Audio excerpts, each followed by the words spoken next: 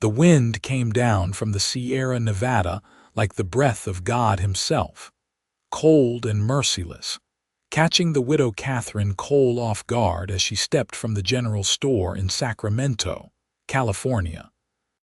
She clutched her purchases tighter to her chest, her shawl whipping around her shoulders as snow began to fall in thick, heavy flakes that seemed determined to bury the world beneath their frozen weight.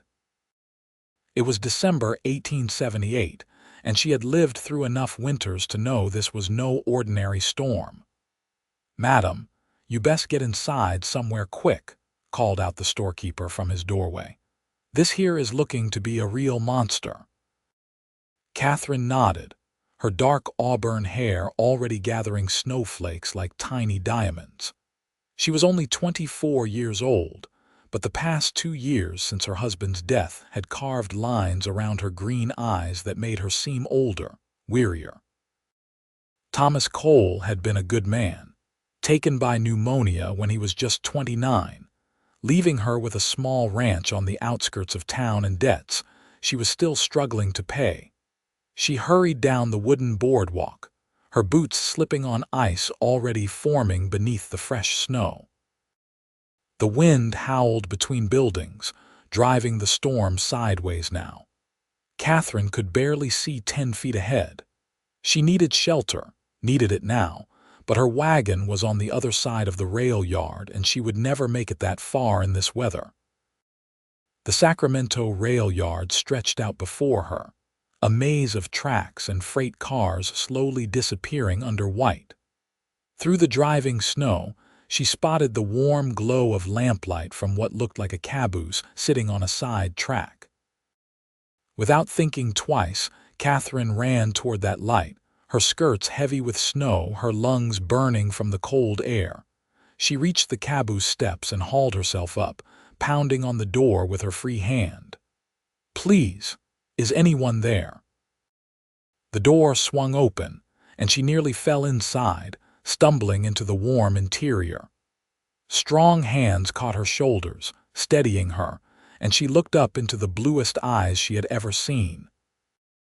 They belonged to a man in his late 20s, tall and lean, with sandy brown hair and a face that would have been handsome if not for the jagged scar running from his left temple to his jawline. "Come in, madam," he said, his voice deep and steady. "Get yourself warm."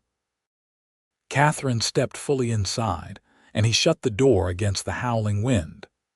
The caboose was small but surprisingly cozy, with a pot-bellied stove radiating heat in the center.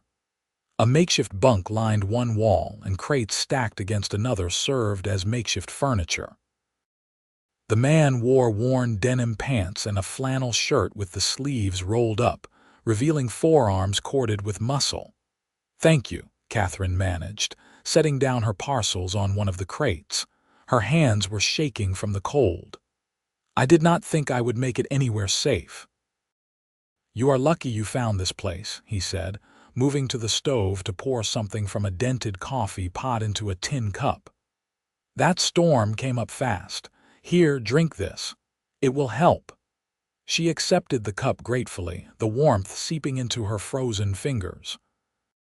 The coffee was strong and bitter, but it was hot, and that was all that mattered.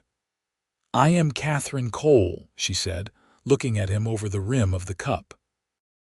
"Gideon Dalton," he replied, settling himself on one of the crates and gesturing for her to take the only chair, a wobbly thing that looked like it had been salvaged from somewhere. "I work for the railroad, keeping watch on freight cars and such. This caboose is my home when I am working this section." Katherine sat down, grateful to be off her feet. Outside, the wind screamed like a living thing, and she could hear the rattle of the caboose as it was buffeted by the storm. "How long do you think this will last?" Gideon walked to the small window and peered out into the white chaos beyond. "Hard to say. Could be hours, could be days.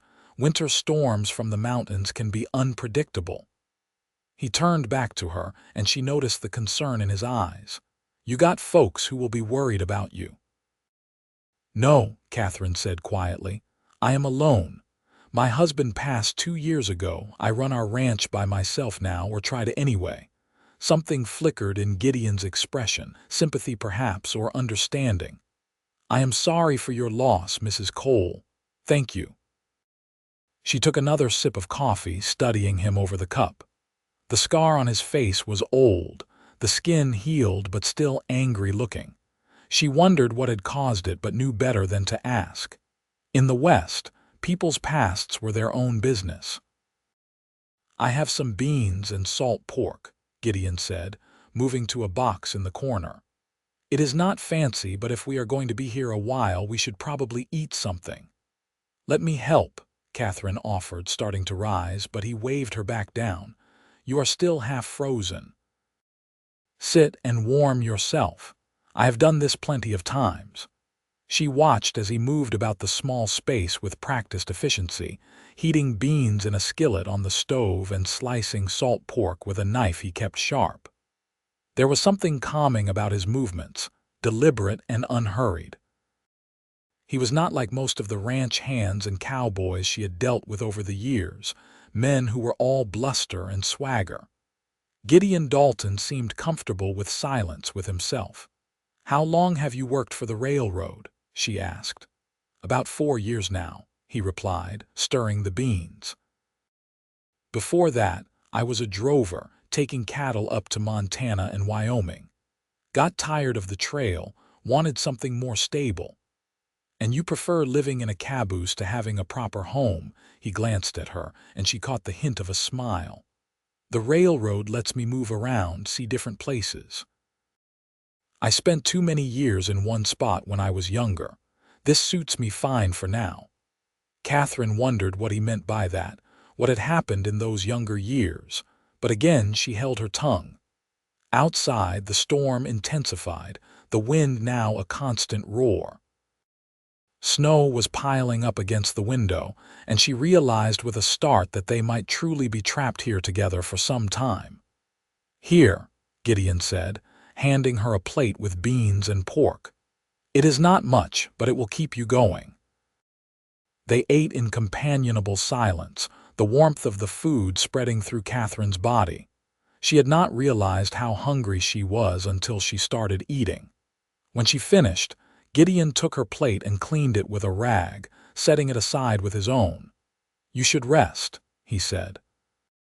You can take the bunk. I will sit up and keep the fire going. I cannot take your bed, Katherine protested.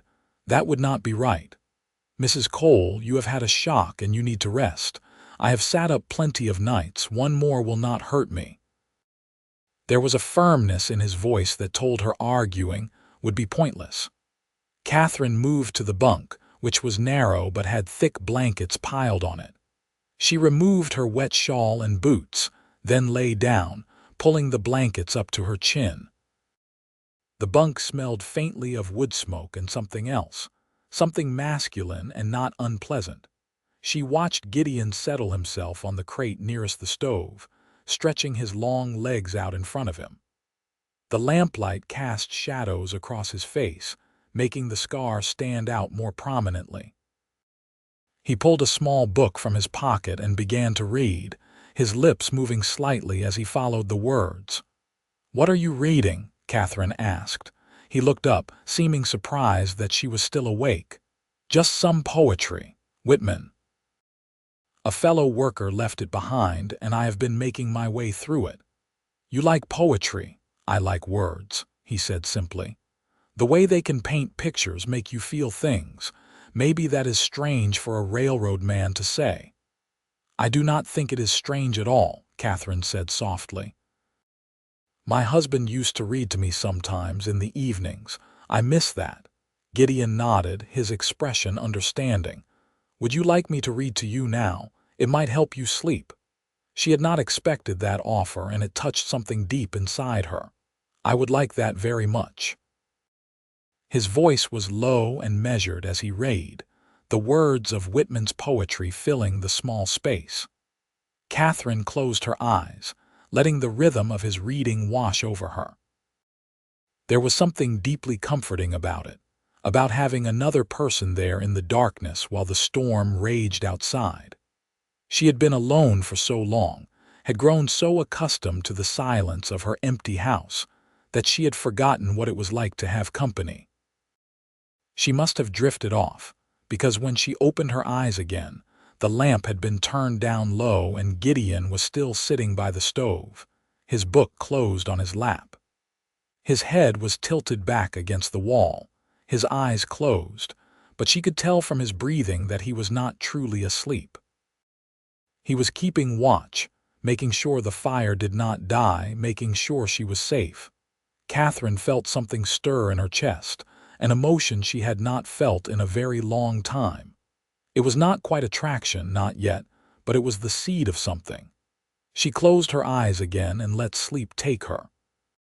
She woke to the smell of coffee and the sound of Gideon moving around the caboose. Gray light filtered through the window, though it was hard to tell if it was dawn or just the diffused light of the storm. She sat up, running her fingers through her tangled hair.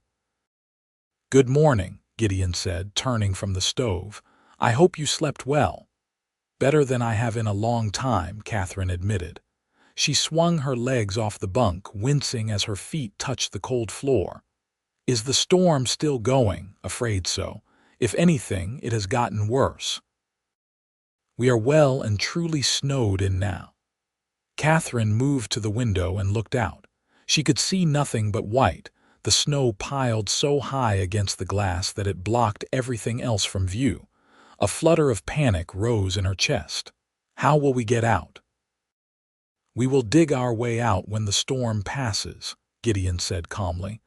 "But that might not be for another day or two. Are you all right with that?" What choice did she have?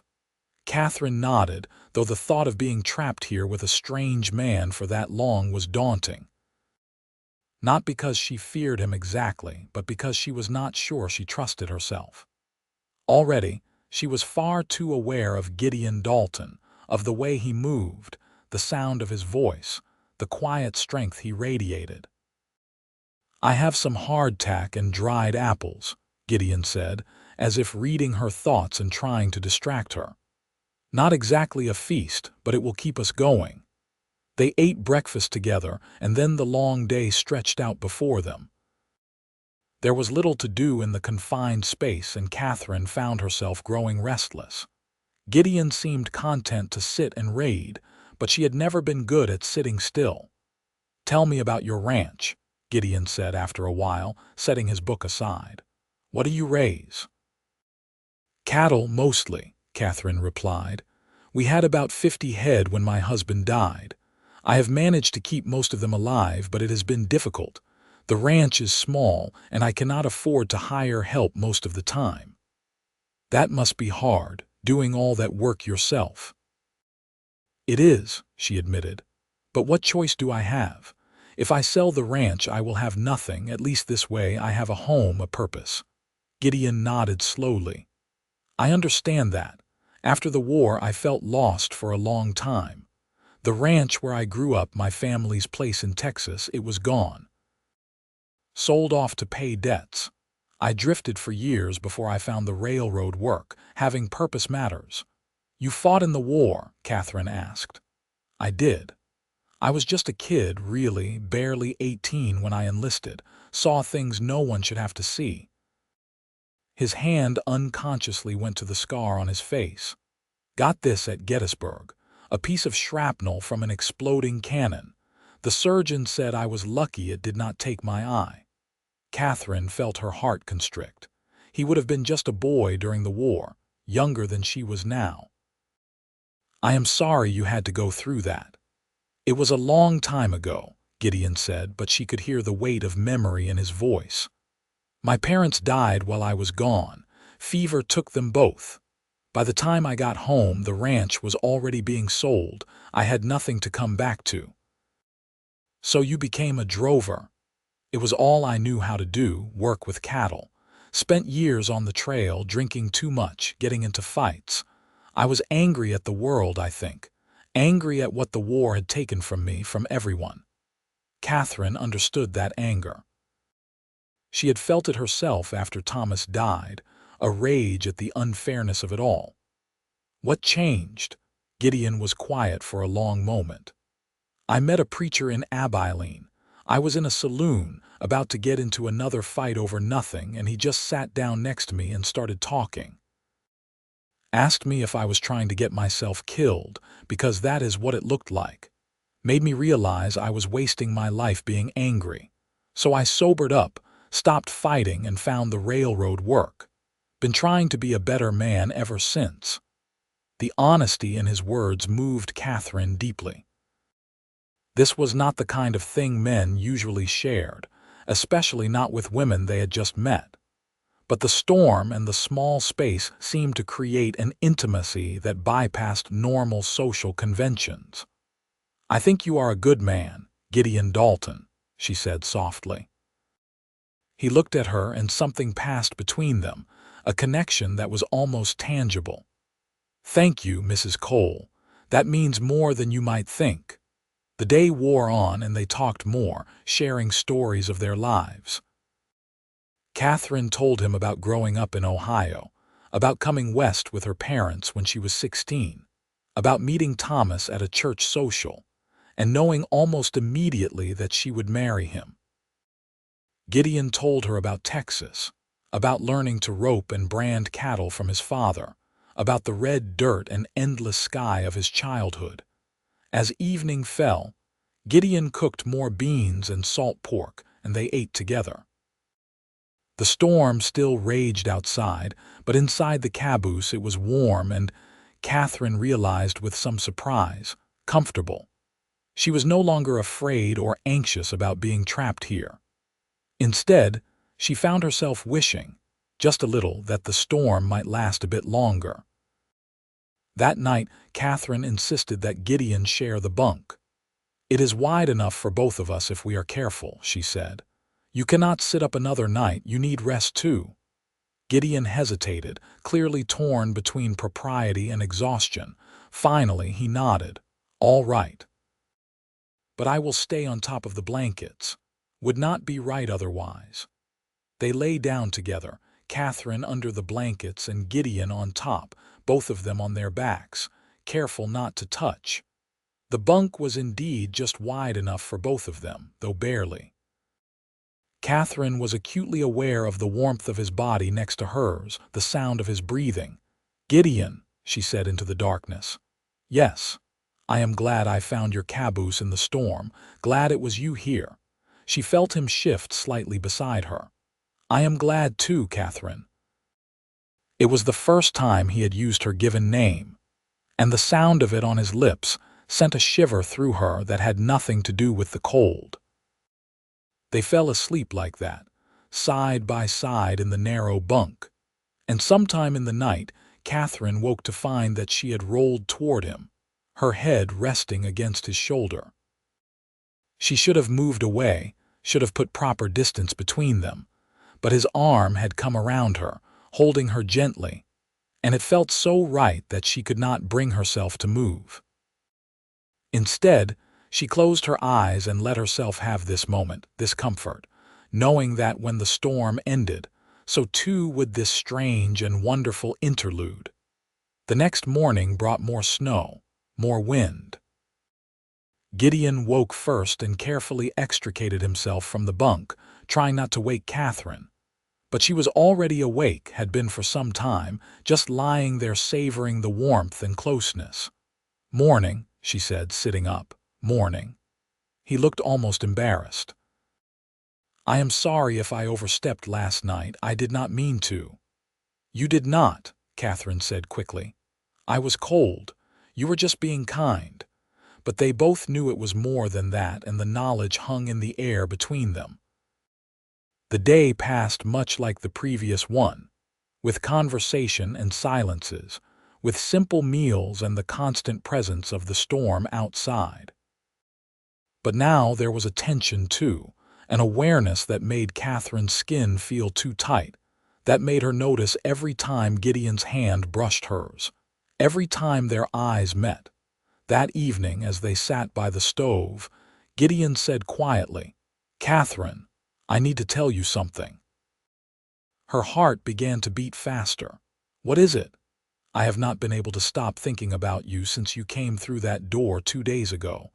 I know it is wrong, I know you are in mourning, but I feel like I have to be honest with you." Katherine felt her breath catch. "What are you saying?" "I am saying that I care about you. More than I should, more than makes sense for 2 days. But there it is." She looked at him, at his honest blue eyes and scarred face, and felt something break open inside her. "I care about you too," she whispered. "I have been trying not to, trying to tell myself it is just the storm, just being trapped together, but it is more than that." Gideon reached out slowly, giving her time to pull away, and took her hand in his. His palm was rough and calloused, warm and strong. "I do not want to dishonor your husband's memory." "You are not," Katherine said. "Thomas has been gone for 2 years. I loved him, and I will always love him, but he would not want me to be alone forever. He would want me to live, to be happy. Are you happy now, in this moment?" She squeezed his hand. "Happier than I have been in a very long time." Gideon lifted her hand to his lips and kissed her knuckles gently. It was such a simple gesture, but it sent heat flooding through Katherine's entire body. She leaned toward him and he toward her until their foreheads were touching. "What do we do now?" she breathed. "We see where this goes," Gideon said. "When the storm ends, I want to court you proper if you will let me. Come calling at your ranch, take you to church socials, do things the right way." Katherine smiled, her eyes stinging with tears. "I would like that very much." He kissed her then, soft and sweet, and it was nothing like the kisses she had shared with Thomas. Those had been familiar, comfortable. This was different, new and exciting, and a little frightening in its intensity. She kissed him back, her hands coming up to rest against his chest, feeling the strong, steady beat of his heart beneath her palms. When they finally pulled apart, both breathing hard, Gideon said, "I am falling in love with you, Katherine Cole."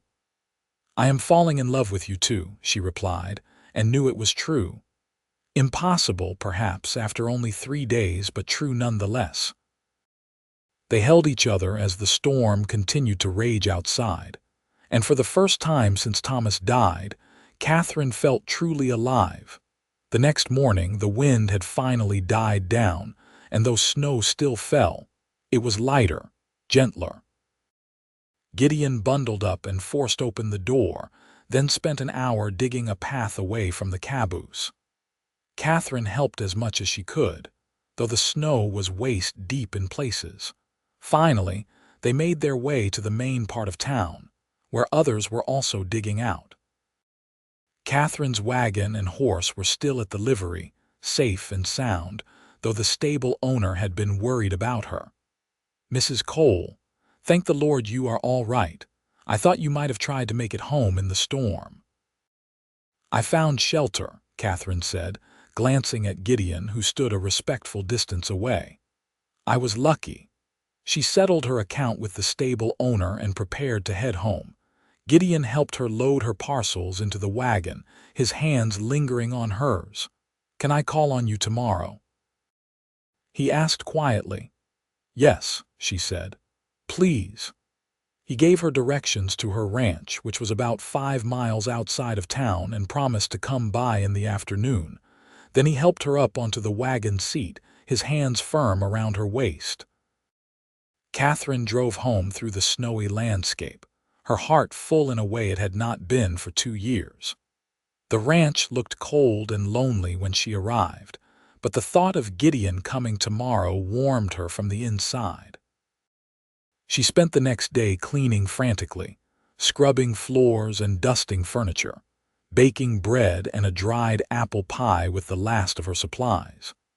She changed her dress 3 times before settling on a simple blue calico that Thomas had always said brought out her eyes.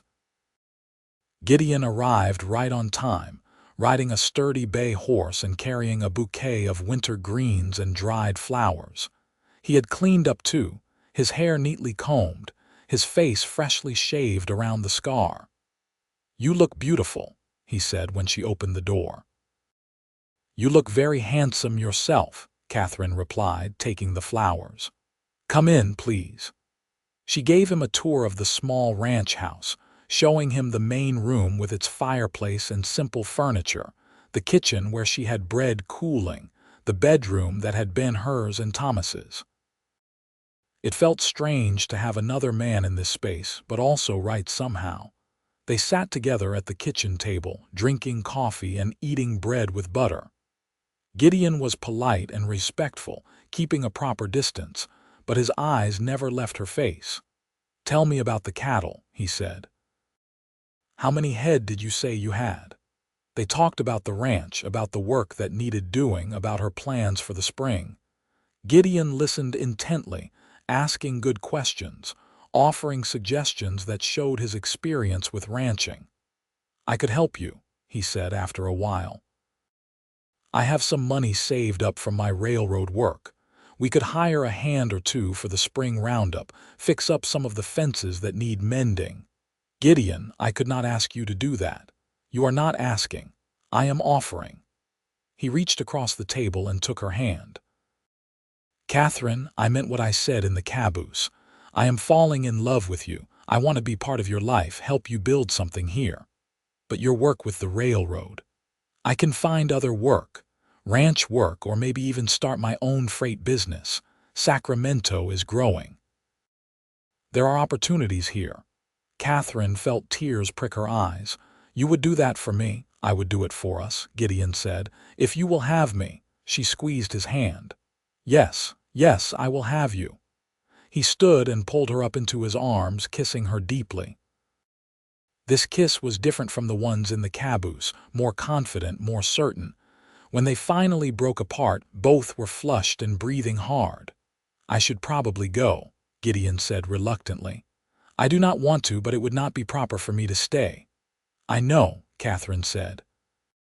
"But come back tomorrow, and the day after that. Every day," he promised. "Every single day." And he did. For the next 2 months, Gideon came to the ranch every day. He quit his railroad job and took work at a freight company in Sacramento, driving wagons between the city and the smaller towns in the foothills. It paid well and gave him flexible hours, so he could spend his evenings and weekends with Katherine.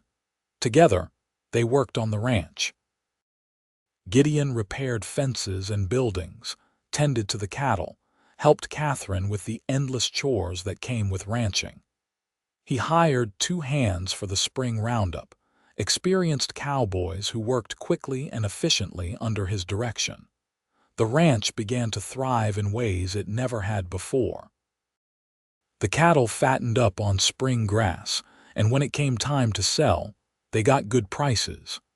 Katherine was able to pay off the last of Thomas's debts and even had money left over to buy supplies and equipment.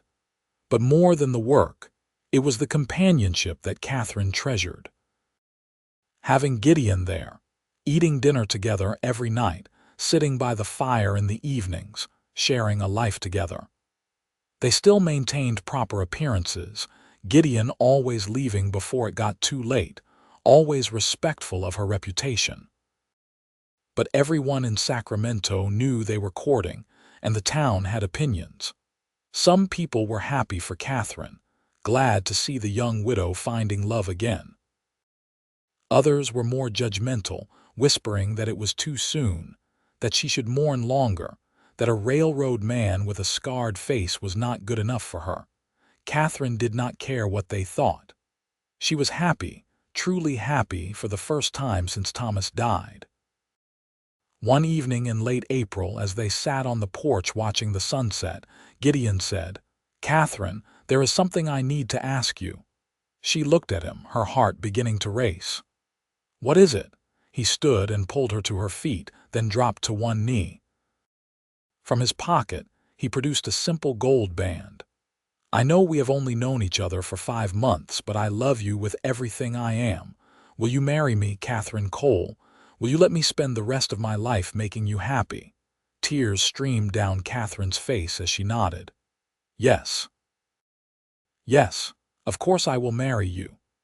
Gideon slipped the ring onto her finger and stood, pulling her into his arms and kissing her. They held each other as the sun set, painting the sky in shades of gold and pink, and Katherine felt like her heart might burst from sheer joy. They were married in June, in the small church in Sacramento. Katherine wore a dress of pale yellow silk, and Gideon wore a new suit that made him look distinguished and handsome despite the scar. The church was packed with well-wishers, and even those who had gossiped seemed to be genuinely happy for them. The preacher who performed the ceremony was the same one Gideon had met in Abilene years before. He had moved to California and been delighted when Gideon looked him up to ask him to perform the ceremony. "I told you that you needed to stop wasting your life," the preacher said with a smile. "I am glad you finally listened." The reception was held at the ranch, with tables set up in the yard and food brought by what felt like half the town. There was music and dancing, and Katherine danced with Gideon until her feet hurt, not caring who saw, not caring about anything except the man she loved and the life they were about to build together. That night, for the first time, Gideon stayed. They made love slowly and tenderly, learning each other's bodies, whispering words of love in the darkness. Katherine had loved Thomas, but this was different, deeper somehow. With Gideon, she felt complete in a way she never had before. In the morning, they woke tangled together, and Katherine traced the scar on Gideon's face with her fingertips. "Does it still hurt?" she asked. "No," he said. "But it reminds me of who I was, what I survived. I used to hate it, but now I think maybe it brought me here to you." "I love your scar," Katherine said. "I love everything about you." They spent their first weeks of marriage in blissful contentment, working the ranch together during the day and losing themselves in each other at night. Gideon proved to be a skilled rancher and a shrewd businessman. He suggested they expand the herd, take advantage of the growing market for beef in San Francisco and the other cities. Katherine agreed, and they bought more cattle with the money from the spring sale. Gideon also started his own small freight business on the side, hauling goods between Sacramento and the mining camps in the foothills. It was hard work, but profitable, and within a year they were able to hire a permanent ranch hand. Life settled into a comfortable rhythm. Katherine ran the household and managed the finances, while Gideon handled the cattle and the freight business. They were a good team, anticipating each other's needs, supporting each other through difficult times. In the fall of their first year of marriage, Katherine discovered she was pregnant. She told Gideon one evening as they sat on the porch watching the stars. "You are going to be a father," she said quietly. Gideon turned to her, his eyes wide. "Truly, truly."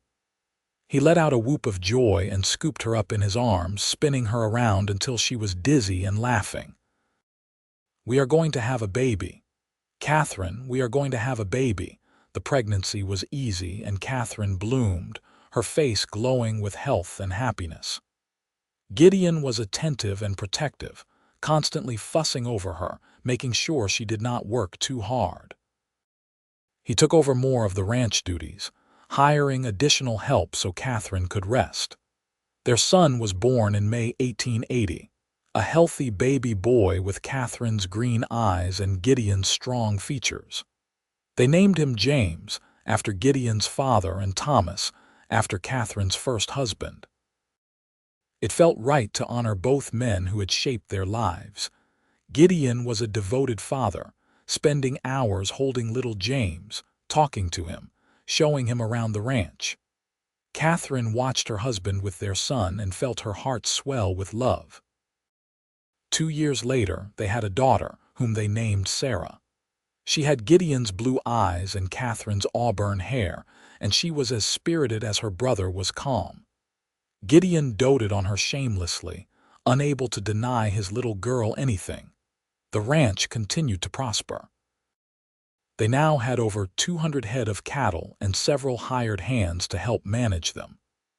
Gideon's freight business had expanded too, and he now had 3 wagons and a contract to deliver mail and supplies to several mining camps. They were, by any measure, successful. But more than that, they were happy. Katherine sometimes thought back to that day in the blizzard, when she had stumbled into Gideon's caboose half-frozen and desperate for shelter. If someone had told her then that she would find love in that small, warm space, she would not have believed them. But life had a way of surprising you, of bringing you what you needed when you least expected it. On their 5th wedding anniversary, Gideon took Katherine into Sacramento for a special dinner at the newly opened hotel restaurant. They left the children with their ranch hand's wife, who had become a good friend to Katherine and dressed in their finest clothes. Over dinner, Gideon reached across the table and took Katherine's hand. "Do you remember that storm?" he asked. "Every day," Katherine said. "It brought me to you." "It brought us to each other," Gideon corrected. "I was lost before you, Katherine. I did not even realize how lost I was. You gave me a home, a family, a purpose beyond just surviving." "You gave me the same," Katherine said softly. "After Thomas died, I thought I would just exist for the rest of my life, going through the motions. But you made me live again. You made me feel again." "I love you," Gideon said. "More now than even on our wedding day. Every day with you is a gift." "I love you too," Katherine replied, tears shining in her eyes. "So very much." They returned home that night to find their children asleep and the house peaceful. Gideon carried Katherine over the threshold as he had on their wedding night, making her laugh. "We are already married, you fool," she said, swatting his shoulder. "I know," he said, setting her down and kissing her, "but I like doing it anyway." They made love that night with the passion of newlyweds and the comfort of old lovers, and Katherine thought that this, right here, was everything she had ever wanted. The years continued to pass. James grew into a serious, thoughtful boy who loved reading and learning, while Sarah was all fire and spirit, always getting into mischief. Gideon taught them both to ride and rope, to respect the land and the animals. Katherine taught them to read and write, to be kind and honest. In 1885, they had another child, a surprise baby girl they named Emma. She was the sweetest of their children, with a gentle disposition and a love of music. Gideon bought a piano for the house so she could learn to play, and the sound of her practicing filled their home with joy. The ranch continued to grow and prosper. They now had over 400 head of cattle and had expanded their land holdings, buying up adjacent parcels when they became available.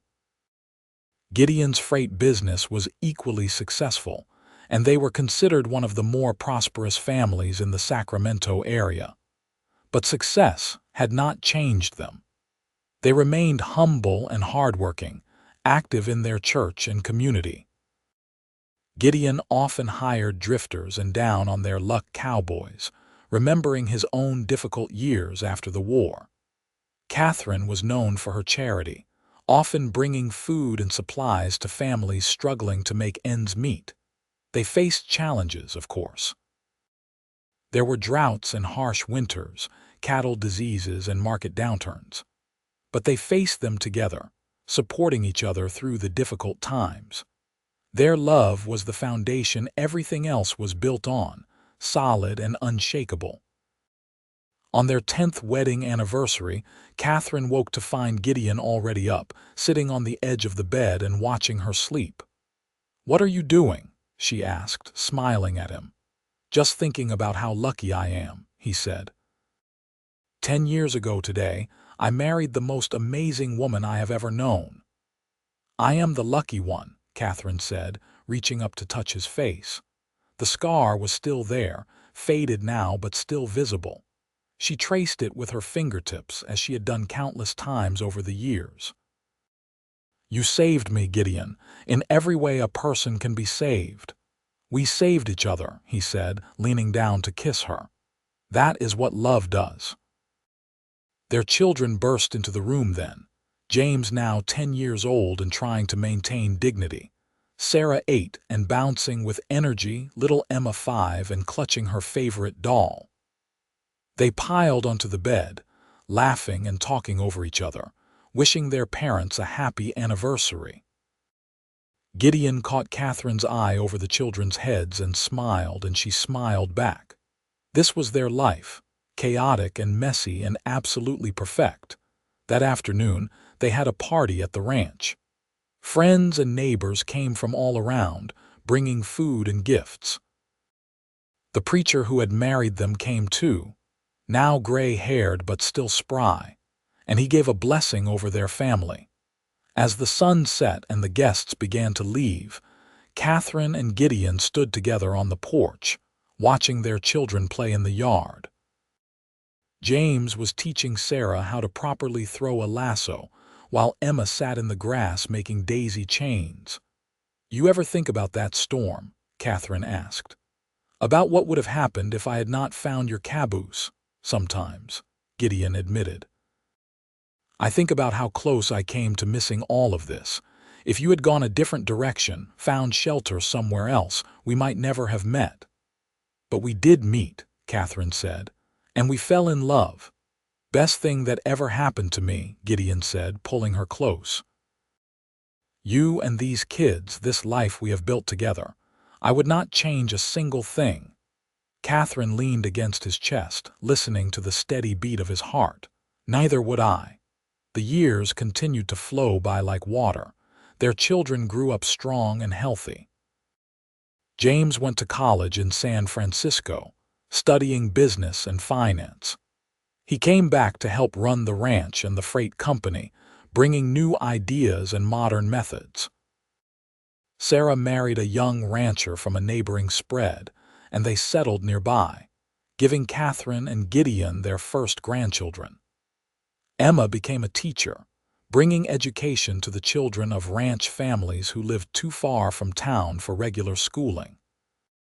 Gideon and Catherine grew older together, their hair turning gray, their faces acquiring the lines and wrinkles of a life well lived. But their love never dimmed. If anything, it grew stronger with each passing year, deepened by shared experiences and weathered storms. They celebrated their 25th anniversary surrounded by children and grandchildren, their home filled with laughter and love. Gideon stood to make a toast, his voice still strong despite his years. 25 years ago, a blizzard brought a beautiful, desperate woman to my door. I had no idea that letting her in would change my entire life. Katherine Cole Dalton, you have been my partner, my love, my best friend. Every day with you has been a blessing. Here is to 25 more years. Catherine rose and kissed him, not caring that their children and grandchildren were watching. I love you, Gideon Dalton, today and always. The party went late into the night with music and dancing and storytelling. The grandchildren begged Gideon to tell them again about the blizzard, about how he and Grandma had met.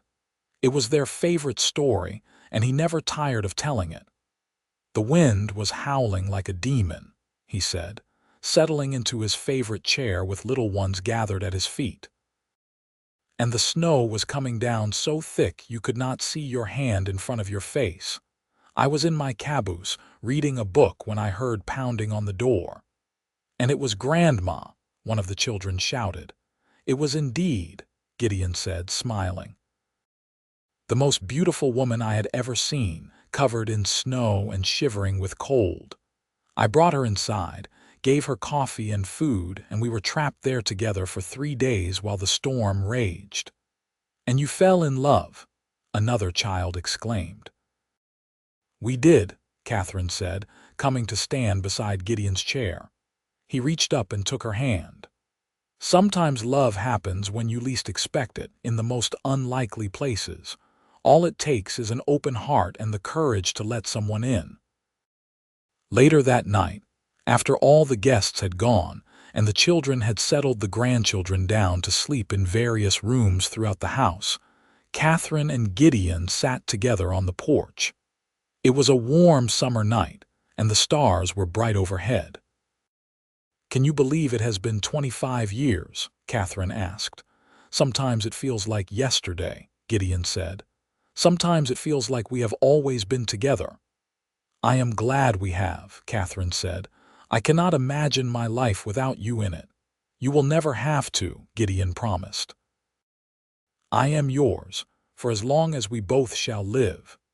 They sat in comfortable silence, holding hands, listening to the sounds of the night. Inside the house, they could hear the murmur of their children's voices, the occasional laugh or cry from a grandchild. This was their legacy, this family they had built together from love and determination. The years rolled on. They celebrated their 30th anniversary, then their 35th. Gideon's hair turned white, and his steps grew slower, but his mind stayed sharp, and his love for Katherine never wavered. Katherine developed arthritis in her hands, making it hard to do the fine sewing she had once enjoyed, but she remained active and involved in the ranch and the community. Their son James now ran the ranch and the freight business, having expanded both into major operations. Sarah had 5 children of her own and was a pillar of the church and community. Emma had opened a proper school in Sacramento and was known throughout the region for her dedication to education. Gideon and Katherine were grandparents to 12 and great-grandparents to 3, with more on the way. Their lives were full and rich, surrounded by love and family. On a warm evening in late spring 1915, Katherine and Gideon celebrated their 39th wedding anniversary quietly, just the two of them. Their children had wanted to throw a party, but they had asked for a quiet evening instead. They sat on the porch, as they had done thousands of times before, watching the sunset paint the sky in brilliant colors. Gideon's health had been failing recently, his heart growing weak, but tonight he seemed at peace. "You remember what you said to me that first night in the caboose?" Katherine asked. "After I asked if the storm would last long, I said it could be hours or days," Gideon replied. "That winter's storms from the mountains were unpredictable." "And you were right," Katherine said. "That storm changed everything. It brought us together." "Best storm of my life," Gideon said with a smile. "Though I have to say, every day since has been pretty good too." Katherine laughed, then grew serious. "Gideon, I need you to know something. You gave me a second chance at life, at love. I was so lost when Thomas died, so alone. But you found me, or I found you, and you made me whole again." "Katherine, you did the same for me," Gideon said. "I was just drifting before you, going through the motions. You gave me purpose, gave me a family, gave me everything that matters." He took her hand and brought it to his lips, kissing it gently. "I love you, Katherine. I have loved you from the moment you stumbled into my caboose, and I will love you beyond my last breath." "I love you too," Katherine whispered, tears streaming down her face. "So very much." They sat together as the stars came out, holding hands, content in each other's presence. It was a perfect evening, peaceful and full of love. Gideon passed away quietly in his sleep that night with Katherine beside him. He was 71 years old, and he died as he had lived, peacefully and surrounded by love.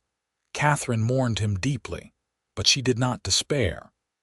They had been given 39 wonderful years together, had built a life and a family that would endure long after they were gone. She had been blessed beyond measure, and she knew it.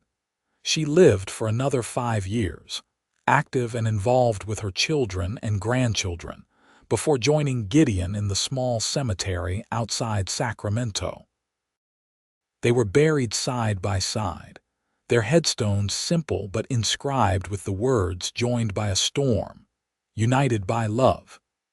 Their children and grandchildren never forgot the story of the blizzard and the caboose, of how a chance encounter during a winter storm had led to a love that lasted a lifetime. It became a family legend, passed down through generations, a reminder that love could be found in the most unexpected places, if only you were brave enough to let it in. The ranch that Katherine and Gideon had built together remained in the family for generations, a testament to their hard work and dedication.